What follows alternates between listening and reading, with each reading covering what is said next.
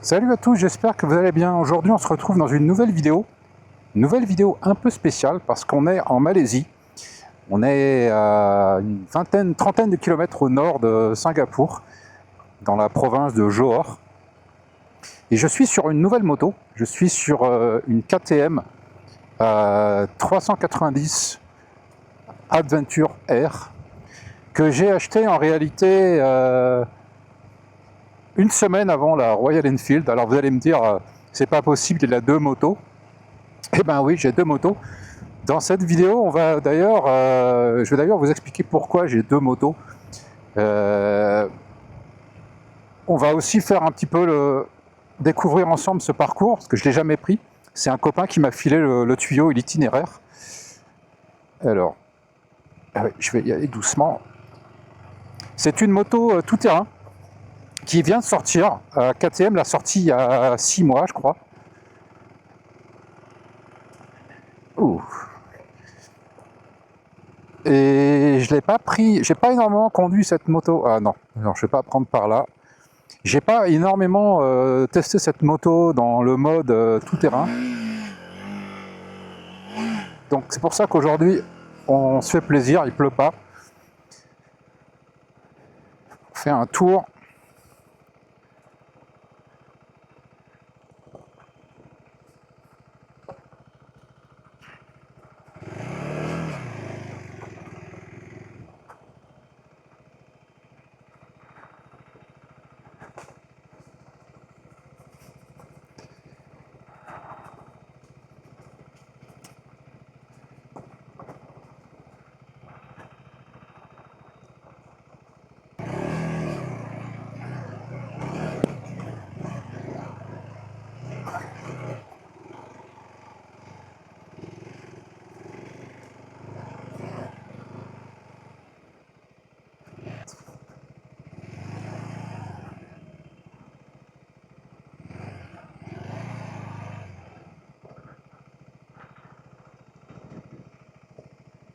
Je ne vais pas vous faire un essai complet de cette moto.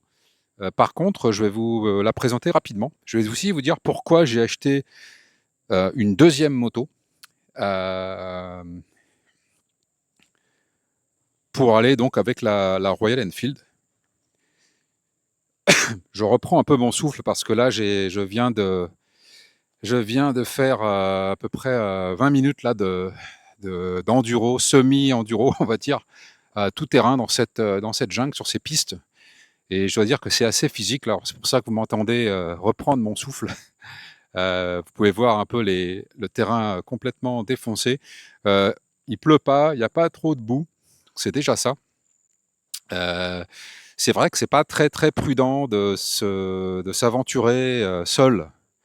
Parce que si je suis enlisé, si je suis embourbé, eh bien personne ne pourra venir m'aider. Alors pourquoi une deuxième moto?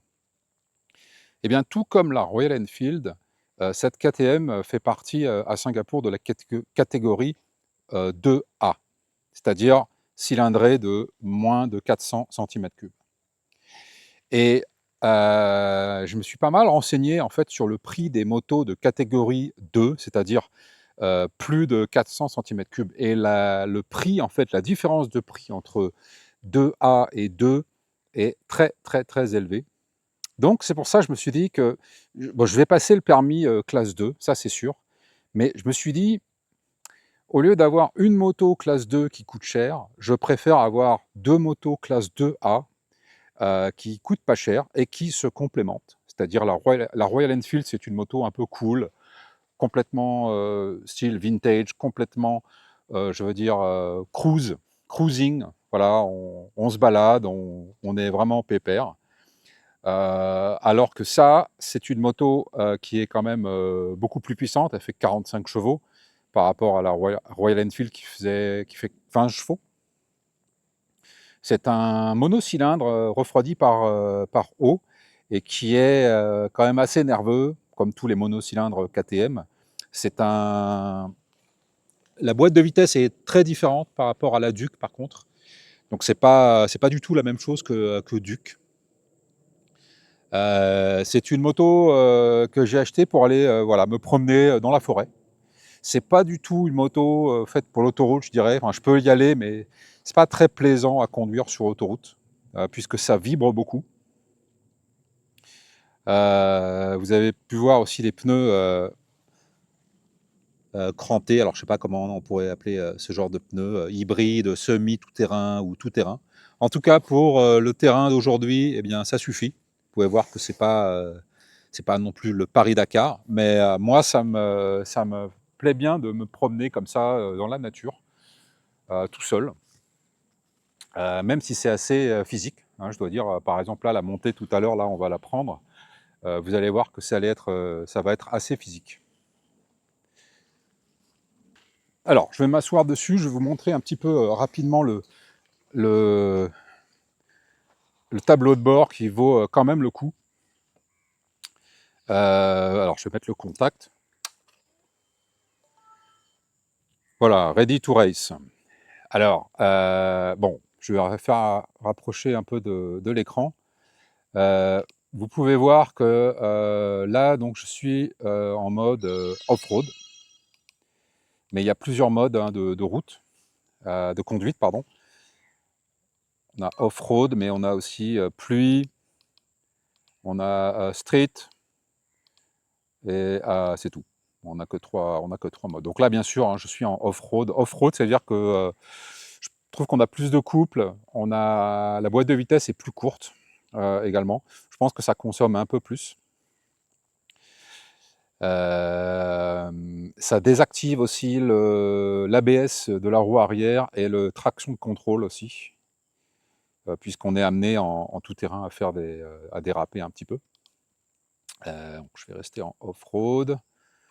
Alors voilà, vous voyez, on peut configurer. Il y a le quick shifter, je n'ai pas encore trop testé. Throttle response, donc ça, oui, ça permet de faire une réponse assez rapide de l'accélérateur. ABS mode, hein, voilà. Bon.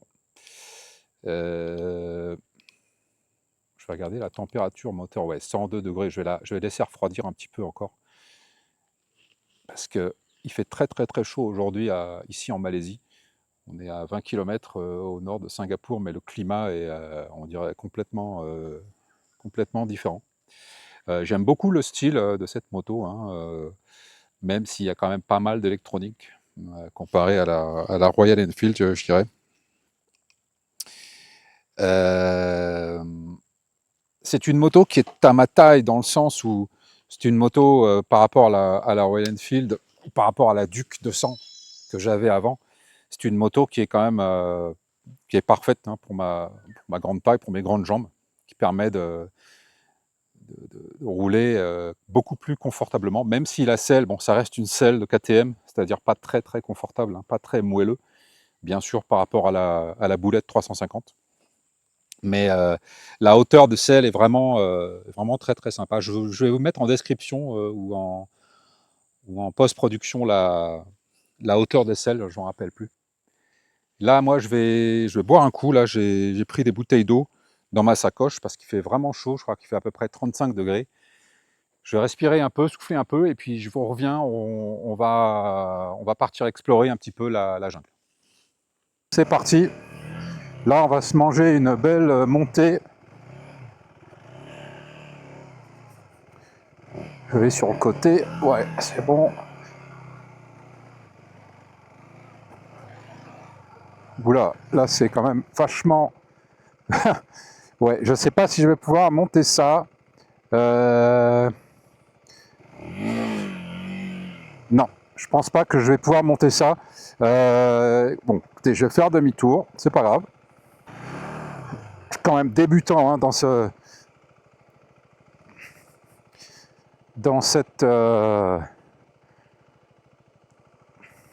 passe-temps, ce hobby, hein, c'est-à-dire faire du tout-terrain, sortir des sentiers battus.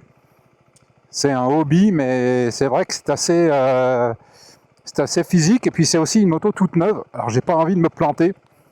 Je crois qu'il faut savoir, parfois, il faut savoir ravaler sa fierté quand on fait ce genre de truc. Alors là, il y a une montée qui est Ouais, une montée qui est un peu mieux là. On va la tenter. On va la tenter doucement. Voilà, c'est assez accidenté.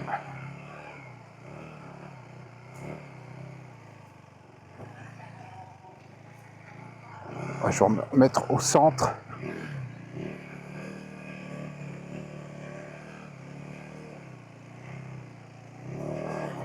Ouais, c'est bon.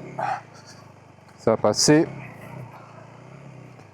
Je sais pas trop ce qu'il y a dans ce sens-là. On va prendre à gauche. Ok, c'est bon. Ça, c'était une montée qui était un peu plus simple à prendre que celle de tout à l'heure. Alors là, j'ai la carte, j'ai Google Maps. Je sais pas si c'est très précis. Il y a un tracé là que vous pouvez voir peut-être sur l'écran qu'on a partagé avec moi. Un copain qui m'a dit tiens, j'ai été là, tu devrais essayer. Donc j'ai enregistré son parcours sur mon Google Maps et je sais pas trop où ça va. Je sais pas trop non plus si j'ai le droit d'être là. Peut-être que dans 5 minutes, il y a un agriculteur qui va sortir avec une fourche et pour me dire de partir immédiatement. Oula, ça c'est un cul-de-sac là. Oula, oui, bon. 36-15 cul-de-sac, c'est pas grave. C'est pas grave, c'est ça. C'est partie du jeu.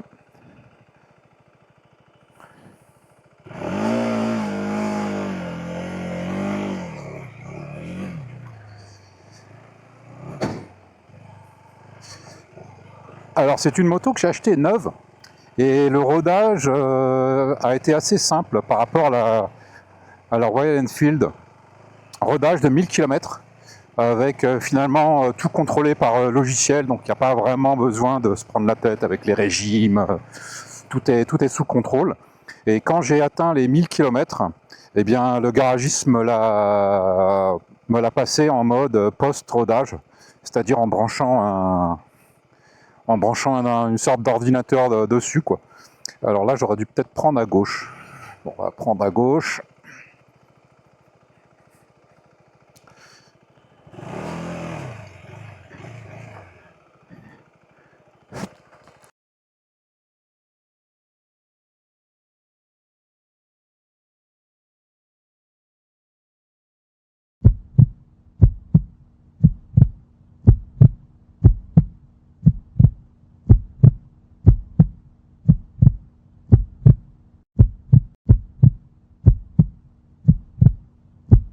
Ouais, alors, eh ben, je suis tombé. Sur le côté alors que je tournais la moto, donc c'est une chute classique. Le problème, c'est que j'ai abîmé le clignotant arrière droit et le rétro droit. Heureusement que j'avais ce protège frein, protège poignée de frein, parce que sinon, je pense qu'elle aurait bien morflé. Alors, il n'y a pas trop de dégâts, sinon ça a touché un peu, mais le moteur est bien protégé. Au niveau de la ligne d'échappement, en tout cas, j'espère que non, il n'y a pas trop de cailloux. C'est de la terre, donc bon, ouais, on verra.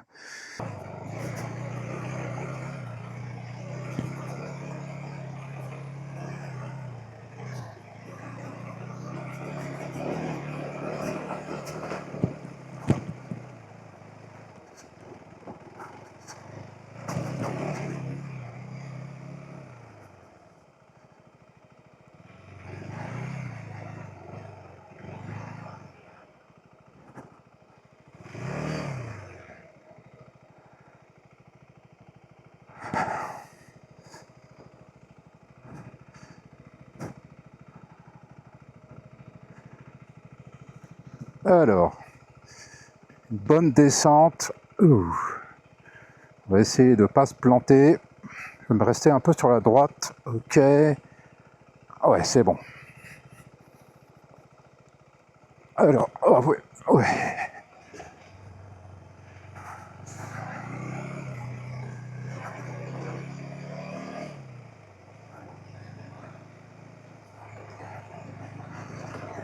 Ah, je crois qu'il va falloir que je me remette en condition physique parce que c'est vrai que c'est assez épuisant de faire du tout-terrain comme ça, même à faible allure. Je trouve que j'ai le souffle qui est coupé. C'est pour ça que vous m'entendez pas beaucoup parler, comme d'habitude. Euh,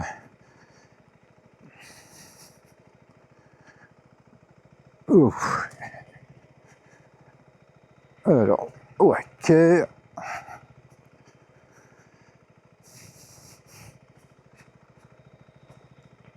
Ouf. Il y a une espèce de carrière là. Je crois qu'il devait extraire de la pierre ou je sais pas quoi. Alors là, pareil, à gauche ou à droite. Bon, je vais prendre à droite. Je sais plus du tout par où je suis passé. Je vais essayer de ne pas me planter une deuxième fois.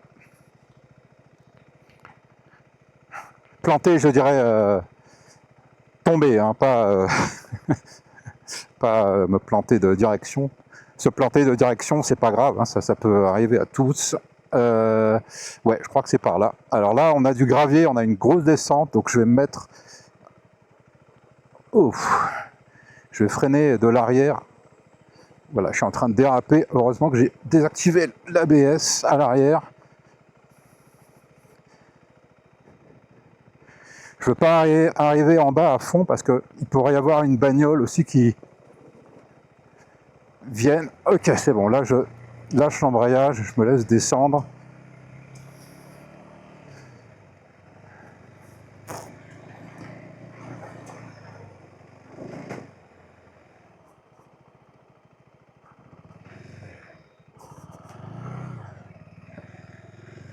J'imagine pas comment les mecs au Paris-Dakar, ils arrivaient à conduire comme ça toute la journée, en essayant de s'orienter, en étant ensablé, désensablé.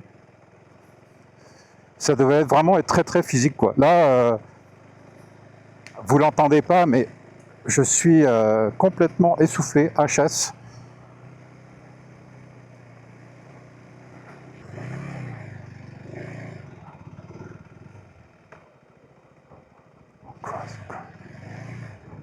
Oh, il y a un espèce de temple là en face, là. On va aller voir ça. On va aller voir ce que c'est que ça.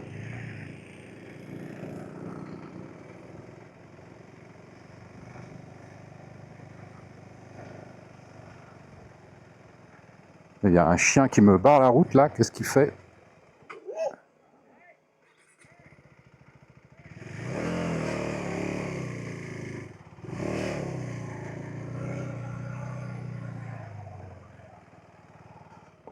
Super! Moi je vais me garer là, je vais aller voir le temple.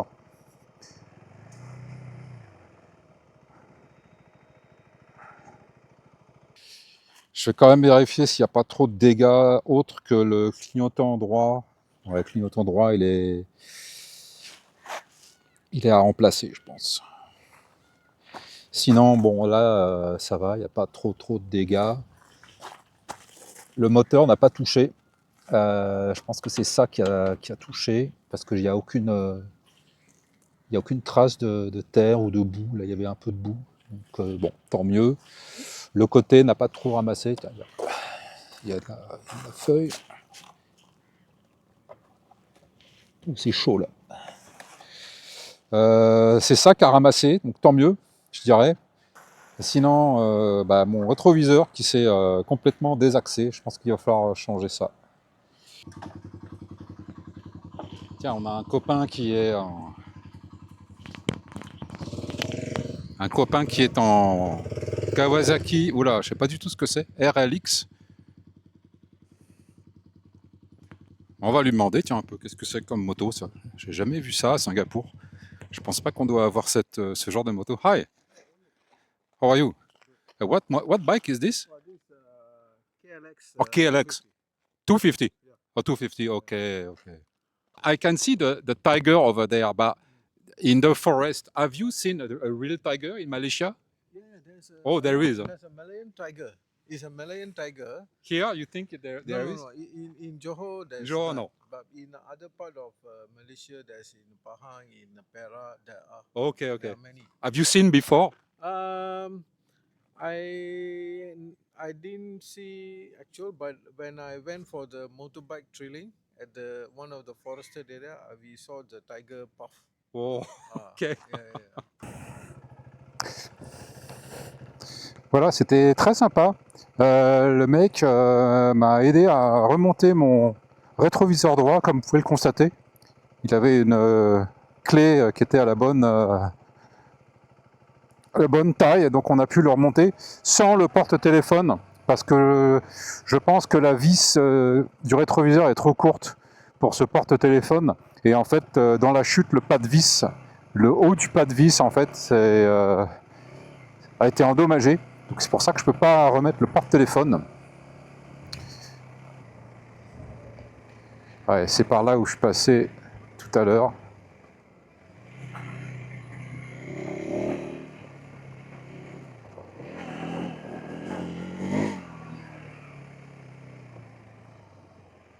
Ouh.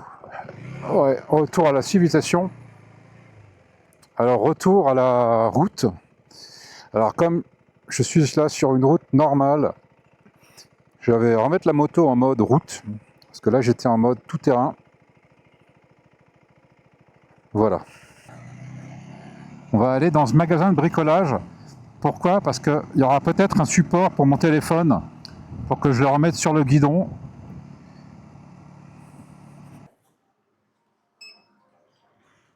C'est combien? 20 $, 20 ringgit.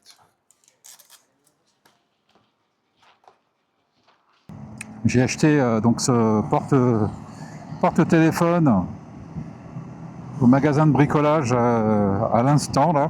J'ai fait une petite pause juste après, je me suis réhydraté. Et bon, c'est pas, on va dire, le top. Je crois que même que ça, c'est un truc fait pour les vélos hein, à la base, ce porte-téléphone, mais ça va me servir quand même pour rentrer. Et puis pour aller manger, puisque pour se remettre de nos émotions et de cet instant un petit peu spirituel dans les hauteurs, avec ce temple et ce tigre en pierre, j'ai décidé d'aller manger mexicain. J'ai entendu dire qu'il y avait un très bon restaurant mexicain pas très loin de la frontière, à côté Tuas. Donc on y va, c'est à 8 minutes. La nuit est en train de tomber, là il va être 19 h quand même. Il n'y a pas trop de monde sur l'autoroute, plutôt pas mal. Là il y a mon câble qui arrête pas de se... C'est pas grave. Je vais le mettre comme ça. Sortie 308, ouais c'est ça. Voilà, il y a un mec qui double à gauche et qui me frôle. Bon, vous pouvez être pressé d'aller manger aussi. Il faut toujours bien vérifier les angles morts. Hein. Là, vous l'avez pas vu parce que j'ai la caméra montée sur le torse, mais j'ai bien fait mon angle mort en tournant la tête avant de prendre la sortie de l'autoroute. Horizon Hills. Oh, ça a l'air assez chic hein, comme endroit. Moi, je commence un peu à avoir faim. Là, je dois dire que le tout-terrain, bon, d'abord, c'est assez physique. Moi, j'ai pas de conditions physiques. Hein, je fais pas de sport. D'ailleurs, très peu de sport. Je fais un peu de vélo, mais c'est tout. Mais là, je l'ai relevé la moto, ça a été assez difficile. Heureusement qu'elle n'est pas trop lourde. Je ne sais pas comment ils font les gens qui ont des motos beaucoup plus lourdes, genre les bicylindres. Je dirais n'importe quel bicylindre, mais par exemple plus particulièrement les GS, hein, les BMW GS. Là, si j'avais eu ça, je pense pas que j'aurais pu la relever, quoi. Alors là, il y a toute une série de restaurants. Ah bah je vois, Mexico.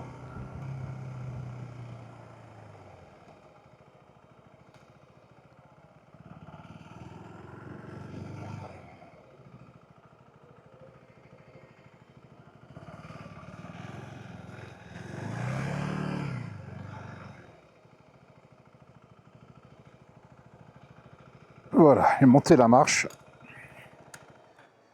Je sais pas si j'ai le droit de me garer là, mais ça c'est bien avec la Malaisie, c'est qu'on peut se garer là où on veut. Good, how are you?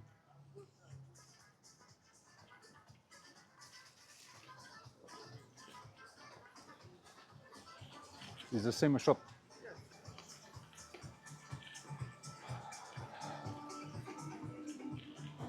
Okay, thank you.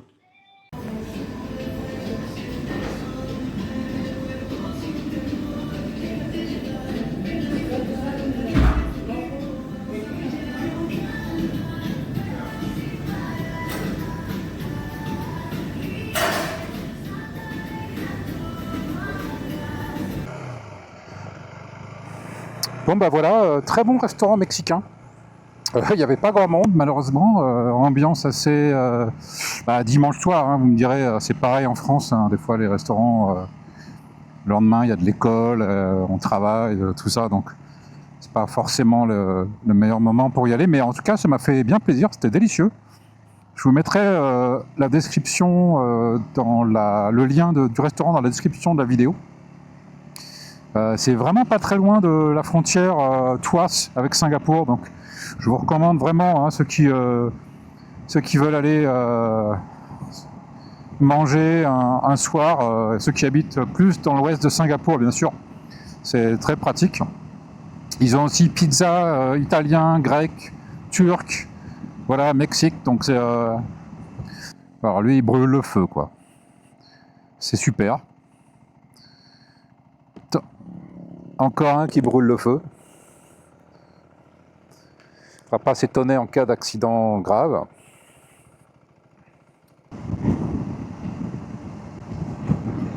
Là, c'est assez sombre ici. Il y a des lampadaires mais qui ne fonctionnent pas. Ouais, ça ne servirait à rien que je me mette en plein phare.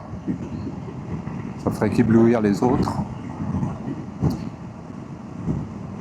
Bon, je vais faire le plein avant de rentrer à Singapour. Et avant de vous dire au revoir.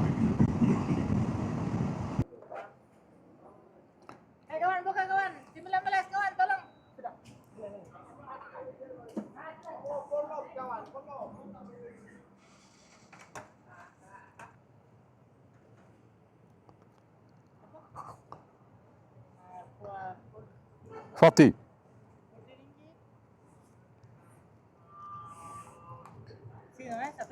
It's okay, you keep, it's okay. You keep. Bon allez, je vais filer un petit pourboire. No problem.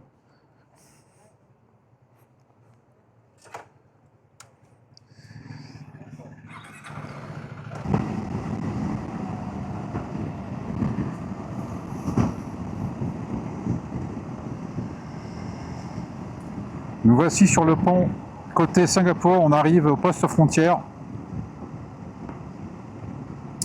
Et c'est ici que s'achève cette vidéo. Je vous remercie de l'avoir regardé jusqu'au bout. N'hésitez pas à vous abonner et mettre un commentaire. Je vous souhaite bonne soirée, bonne route si vous conduisez un camion, une moto, une auto, un bus, un tractopelle, un avion même, n'importe quoi. Et je vous dis à très bientôt. Ciao!